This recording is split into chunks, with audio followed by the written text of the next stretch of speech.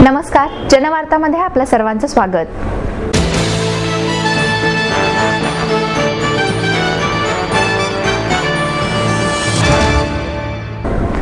पुणे मनपाच्या स्थायी समितीने 2013-14 या वर्षाचे सुमारे 4167 कोटींचे अंदाजपत्रक मुख्य सभेला सादर केले। महापालिका आयुक्तांनी सादर केलेल्या अंदाजपत्रकात 562 कोटींची भर घालत पुणे मनपाच्या स्थायी समितीने 2013 ते 14 या वर्षाचे सुमारे 4167 कोटींचे अंदाजपत्रक मुख्य सभेला सादर केले। जकातीऐवजी लागू होणाऱ्या स्थानिक संस्था करामुळे उत्पन्न घटण्याची साशंकता असतानाच जकात बांधकाम यांचे वाढीव उत्पन्न अपेक्षित धरून 100 कोटींच्या कर्जाच्या जोरावर अंदाजपत्रकाने 4000 कोटींचा टप्पा पार केला आहे आणि त्या आधारावरचे नियोजित खर्चाचे इमले बांधले आहेत। त्यामुळे आमदनी 98 आणि खर्चा रुपया अशी स्थिती होण्याची शक्यता नाकारता येत नाही, कारण आयुक्तांनाही वाढीव उत्पन्नाची शाश्वती नाही। स्थायी समितीचे अध्यक्ष बाबूराव चांदेरे यांनी हे अंदाजपत्रक मुख्य सभेत सादर केले। पुणेकरांवर 6% मिळकत कर वाढ हे अंदाजपत्रकाचे वैशिष्ट्य आहे। महापालिका आयुक्त महेश पाठक यांनी स्थायी समितीला 3605 कोटींचे अंदाजपत्रक सादर केले होते। त्यात स्थायीने 562 कोटींची वाढ केली आहे। आयुक्तांच्या अंदाजपत्रकात जकातीतून सर्वाधिक 1407 कोटींचे उत्पन्न अपेक्षित धरण्यात आले होते, मात्र स्थायीने त्यात 250 कोटींची वाढ केली असून सुमारे 1657 कोटींचे उत्पन्न गृहीत धरले आहे। याशिवाय सर्वसाधारण करात 50 कोटी, बांधकाम शुल्कात 100 कोटी, पाणीपट्टी करात 27 कोटी, होर्डिंग्ज शुल्कातून 20 कोटी, अग्निशमन करातून 15 कोटी आणि कर्ज रूपातून 100 कोटी अशी वाढ स्थायीने नव्याने सुचवली आहे। एकीकडे येत्या आर्थिक वर्षापासून जकात बंद होऊन त्याऐवजी एलबीटी लागू होणार आहे, त्यामुळे उत्पन्न घटण्याची शक्यता वर्तवण्यात येत आहे। असे असतानाही जकातीतून एकूण उत्पन्नाच्या 40% उत्पन्न अपेक्षित धरण्यात आले आहे। त्यामुळे हे उत्पन्न गाठणे कितपत शक्य होणार असा प्रश्न निर्माण झाला आहे। विशेष म्हणजे आयुक्त पाठक यांनी हे उत्पन्न गाठणे अशक्य असल्याचे स्पष्ट केले आहे। अंदाजपत्रकातील एकूण रकमेच्या 2177 कोटींची रक्कम भांडवली खर्च व विकास कामांसाठी खर्च होणार आहे, तर उर्वरित रक्कम प्रशासकीय खर्चावर होणार आहे। यामध्ये सेवक वर्गावर सर्वाधिक 708 कोटींचा खर्च अपेक्षित धरण्यात आला आहे।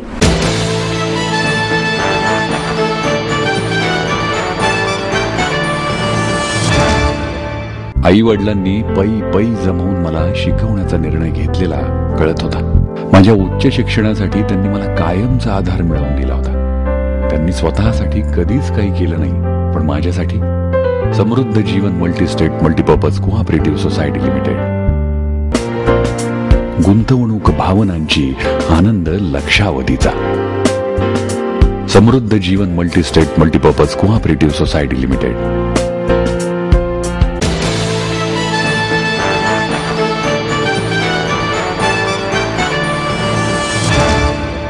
मुंबईच्या धर्तीवर पुण्यातही अत्याधुनिक नियंत्रण कक्षाच्या सुविधेसह कॅमेरे बसवण्यात येणार असल्याची माहिती गृहमंत्री आर पाटील यांनी दिली। कॅमेरा हा काही सुरक्षेवरचा रामबाण उपाय नाही, त्यामुळे आपण पूर्णतः सुरक्षित होत नाही, तरी तपास कामात कॅमेऱ्यांचा चांगला वापर करता येऊ शकतो, असे सांगत मुंबईच्या धर्तीवर पुण्यातही अत्याधुनिक आणि नियंत्रण कक्षाच्या सुविधेसह कॅमेरे बसवण्यात येणार आहेत, अशी माहिती गृहमंत्री आर पाटील यांनी दिली। शहर पोलिसांबरोबर झालेल्या बैठकीनंतर ते पत्रकारांशी बोलत होते। केवळ कॅमेरे बसवणे इतकाच हा विषय मर्यादित नाही, बसवल्यानंतर ते कॅमेरे व्यवस्थित चालले पाहिजेत, त्यावरील फुटेज तपासण्यासाठी स्वतंत्र मनुष्यबळाची गरज आहे, फुटेज एकत्र करण्यासाठी स्वतंत्र नियंत्रण कक्ष पाहिजेत। शासनाची तर मान्यता आहे, पुण्यामध्ये सीसीटीव्ही कॅमेरे बसवले पाहिजे, त्याबद्दल कुठलंच दुमत नाही। पण चीफ सेक्रेटरीच्या अध्यक्षतेखालच्या कमिटीने मुंबईचं टेंडर फायनल होऊन दे, त्या धर्तीवर त्याच पद्धतीची यंत्रणा आपण इथं उभा करू, अशा पद्धतीची भूमिका मांडली। आता तेही भूमिका योग्य होते। आता मुंबईचं टेंडर अंतिम टप्प्यात आहे। 8-15 दिवसात ते टेंडर जे फायनल झालं आहे त्याला मंत्रिमंडळाची मान्यता मिळेल आणि त्याच धर्तीवर इथं नुसतं फक्त कॅमेरे बसवणं ही गोष्ट तेवढी पुरेशी नाही। त्यासाठी कंट्रोल रूम आणि सिग्नल्स मिळणं ही खूप आवश्यक गोष्ट आहे।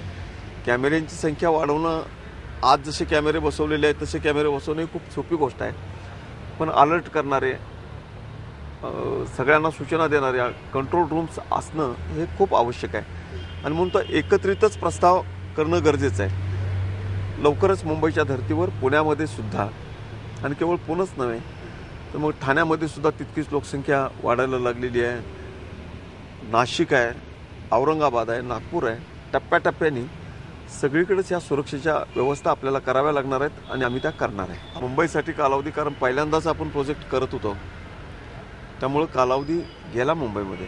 पण आपण त्याच्या पाठीमागची जर कारणं शोधली तर यामध्ये मंत्री स्तरावर कुठं विलंब झाला असं होऊ नये म्हणून कॅबिनेटसमोर जाऊन, मला या बाबतीतले अधिकार नसले तरी चालतील पण अधिकाऱ्यांची कमिटी करावी ही सूचना मी केली होती आणि चीफ सेक्रेटरीच्या अध्यक्षतेखाली एक कमिटी आपण गठीत केली. आता त्यामध्ये जे टेंडर्स आले ते एक 824 कोटीचं आणि एक 17,000 कोटीचं. आता 824 कोटी रुपयाचं जर स्वीकारलं असतं तर त्यातला एक पार्टनर हा सेंट्रल गव्हर्नमेंटने ब्लॅकलिस्टेड केलेला होता. म्हणजे 824 रुपयाचं स्वीकारलं असतं तर ब्लॅकलिस्टेड एजन्सीला तुम्ही का स्वीकारलं म्हणून तुमचीच माध्यमं 24 तास आमच्या विरोधात वाजत राहिली असती. 17,000 कोटीचं स्वीकारलं असतं तर 824 कोटीचं सोडून 17,000 कोटी एकदम का स्वीकारलं याचं उत्तर सरकारला देता आलं नसतं. त्यामुळं आपल्याला फेअर टेंडर काढावं लागलं. घाई गडबडीने निर्णय केला तरी टीका होते, थोडासा विलंब झाला तरी टीका होते. आता एका बाजूने मार खाणं हे आमच्या नशिबी रोजचंच आहे. या नियंत्रण कक्षासहित कॅमेऱ्यांच्याही देखभाल दुरुस्तीचा प्रश्न आहे. त्यासाठी तज्ज्ञांची नेमणूक करावी लागेल. इतक्या गोष्टी कराव्या लागणार आहेत. आधीचे काही कॅमेरे आहेत, मात्र नियंत्रण कक्ष आणि देखभाल दुरुस्ती अभावी त्यातील काही बंद पडले आहेत. कॅमेरे बंद न पडता कायमस्वरूपी चालावेत यासाठी अत्याधुनिक कॅमेरे बसवण्यात येणार असून प्रथम ते मुंबईत बसवले जातील, त्यानंतर त्याच क्षमतेवर कॅमेरे पुण्यातही बसवण्यात येतील. मंत्रिमंडळासमोर हा विषय मांडण्यात आला असून मान्यता मिळाल्यानंतर टेंडर काढून ही प्रक्रिया सुरू होईल. दिल्ली येथील बलात्काराच्या पार्श्वभूमीवर महिलांच्या सुरक्षेसाठी न्यायमूर्ती वर्मा समिती नेमण्यात आली आहे. तशी समिती महाराष्ट्रात 2.5 वर्षापूर्वीच नेमण्यात आली असून न्यायमूर्ती चंद्रशेखर धर्माधिकारी हे त्याचे अध्यक्ष आहेत. दिल्लीमध्ये जी घटना घडली त्यानंतर महिलांच्या सुरक्षिततेचा प्रश्न देशभरात ऐरणीवर आला, पण महाराष्ट्र नेहमीच पुरोगामी राज्य राहिले. आम्ही मात्र 2.5 वर्षापूर्वी अशी कमिटी गठीत करण्याचा निर्णय घेतला आणि धर्माधिकारी साहेबांच्या अध्यक्षतेखाली एक कमिटी आपण आपल्या राज्यामध्ये निर्माण केली. 1.5 वर्ष राज्याच्या वेगवेगळ्या भागामध्ये जाऊन या कमिटीने खूप खोलात जाऊन, देशातल्या कुठल्याही राज्याने केला नसेल आणि कुठल्याही राजकारण्यांनी सुद्धा केला नसेल इतका खोलात जाऊन या कमिटीने अभ्यास केला आहे, त्यांच्या शिफारशी केलेल्या आहेत. ह्या सगळ्या शिफारशी काय एका विभागाशी संबंधित नाही, शासनाच्या वेगवेगळ्या विभागाशी संबंधित आहेत. आत्तापर्यंत त्यांनी ज्या शिफारशी केलेल्या आहेत त्यातल्या 2/3 शिफारशी ऑलरेडी सरकारने स्वीकारलेल्या आहेत. त्या सगळ्या विभागांची, संबंधित विभागांची मीटिंग त्यांच्यासमोरच मी घेतली होती आणि संबंधित विभागांनी त्या शिफारशी स्वीकारलेल्या आहेत. त्यांचा अंतिम अहवाल लवकरच येईल आणि मग तो मंत्रिमंडळासमोर आम्ही सादर करू.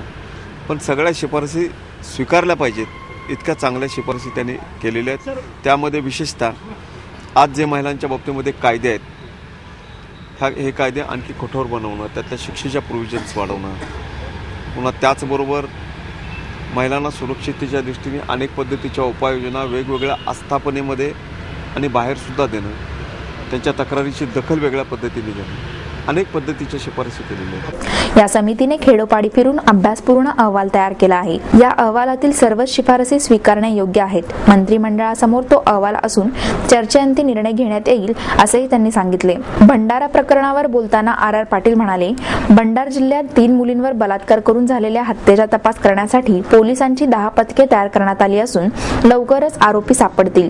घाई गडबडीत चुकीच्या कोणाला पकडले जाऊ नये, खऱ्या गुन्हेगारांना शिक्षा झाली पाहिजे, त्यादृष्टीने तपास सुरू आहे अशी माहिती RR पाटील यांनी दिली. संबंधित मुलीच्या कुटुंबियांकडून दिशाभूल केली जाणारी माहिती मिळत आहे. त्यांचे कौटुंबिक वाद अडचणीचे ठरत असून कुटुंबावरच आरोप होऊ लागले आहेत, त्यामुळे तपासात अडथळे येत आहेत. लवकरच भंडाऱ्याकडे जाणार आहे.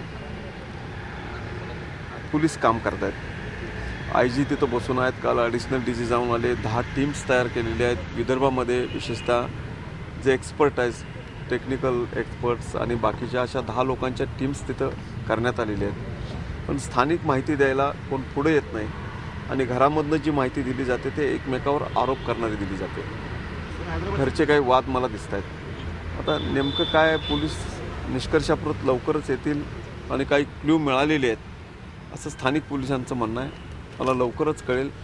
पण शेवटी घाई गडबडीने कोणाला तरी अरेस्ट करणं हे आमचं उद्दिष्ट नाही. यातले खरे जे गुन्हेगार आहेत त्यांना पकडणं आणि ही केस पोलीस दलाने जरी आरोपी पकडलेले नसले, देशामधनं जरी टीका होत असते, तर घाई गडबडीने तपास पूर्ण करणं यापेक्षा खरे आरोपी पकडणं आणि पुराव्यासह पकडणं या गोष्टीला मी प्राधान्य द्यायचं ठरवलं. आणि या टीम जोपर्यंत हा तपास पूर्ण होत नाही तोपर्यंत या टीम याच कामावर राहतील. अतिशय गांभीर्याने आम्ही या गोष्टीकडे बघतो आणि 10 टीम तयार केलेल्या आहेत, त्या सगळ्या याच तपास कामामध्ये राहतील. या केसचा अंतिम तपास होत नाही तोपर्यंत आपल्या टीम्स काम करत राहतील.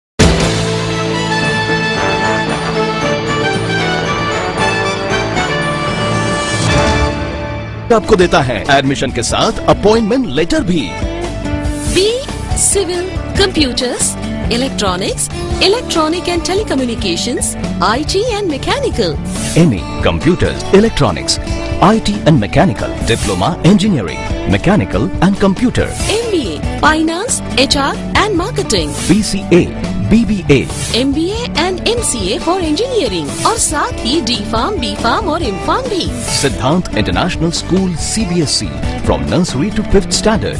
Siddhant College. ट्रांसपोर्ट एवं हॉस्टल फैसिलिटी. 22 एकड़ का विशाल कैंपस. AICT दिल्ली और पुणे यूनिवर्सिटी द्वारा मान्यता प्राप्त.